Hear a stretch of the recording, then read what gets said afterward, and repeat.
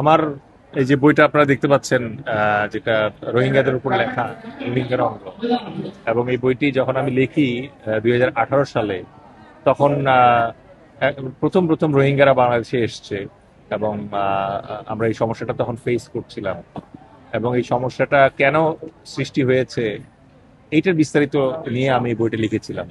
But এখন তো অনেক সময় চলে গেছে।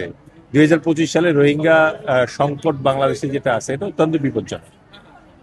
কারণ আহ, ওদের ফিরে যাবার আর কোনো সম্ভাবনা দেখা যাচ্ছে না। এখন পর্যন্ত একজন রোহিঙ্গা ফেরত যায়নি, বরং সম্প্রতি আরাকানের যে মানে সমস্যাটা হয়েছে, আরাকান আর্মির সাথে বার্মার তাতমাদের, তার প্রেক্ষিতে এই সমস্যা আরো ঘনীভূত হয়েছে, এবং আমাদের আরো নতুন 1.5 লাখ রোহিঙ্গা বাংলাদেশে প্রবেশ করেছে।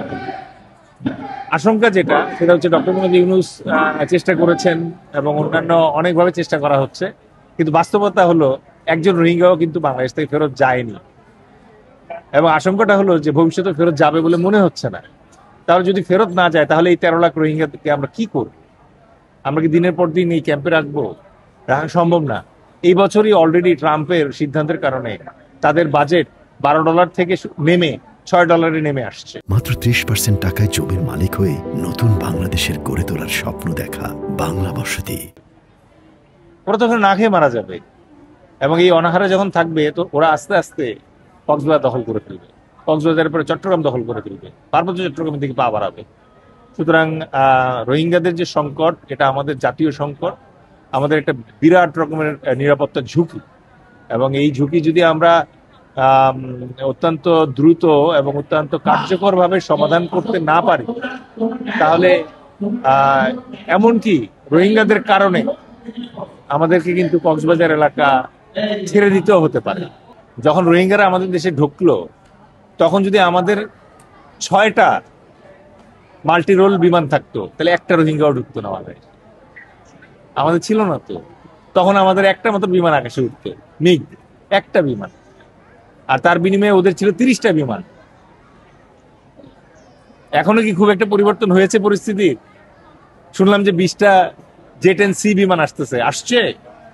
যদি আসে, তখন আর আমাদের এত কথা বলা লাগবে না, তখন এমনিতেই সুরসুর করে চলে যাবে। দখলের সামর্থ্য থাকতে হবে তো। যদি ওই সামর্থ্য থাকতো, তাহলে আমরা হয়তো বলতাম যে এই মুহূর্তে যেহেতু আরাকান আর্মি এবং মিয়ানমারের তাতমাদো নিজেরা যুদ্ধ করে ক্লান্ত, শ্রান্ত, বিধ্বস্ত, এই সুযোগে আমরা হয়তো দখল করে ফেলতে পারি।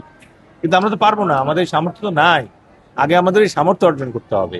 আর যদি আমেরিকা অথবা বহির্বিশ্ব আমাদের হাতে তুলে দেয়, সেটা ভিন্ন কথা। কিন্তু পৃথিবীর ইতিহাস যদি আমরা পর্যালোচনা করি, আমাদের হাতে নতুন করে কোনো রাষ্ট্র কেউ তুলে দিবে না, বরং আরাকান নিজে একটা স্বাধীন রাষ্ট্র হয়ে জন্মগ্রহণ করতে পারে, যেরকম ইস্ট তিমুর এবং সাউথ সুদান জন্ম নিয়েছিল।